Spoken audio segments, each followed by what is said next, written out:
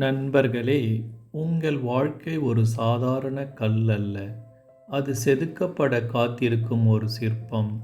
ஸ்ரீ ராமகிருஷ்ணர் கூறுவார், இருட்டில் இருக்கும் அறைக்கு வெளிச்சம் வர வேண்டுமென்றால் கத்திக் கொண்டிருப்பதால் பயனில்லை.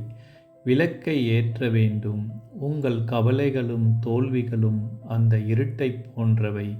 அவற்றைப் பற்றி புலம்புவதை நிறுத்திவிட்டு முயற்சி என்னும் விளக்கை ஏற்றுங்கள்.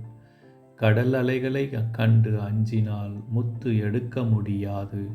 ஆழமாக தேடுபவனுக்கே பொக்கிஷம் கிடைக்கும். உலகம் உங்களை மதிக்கவில்லை என்று வருந்தாதீர்கள்.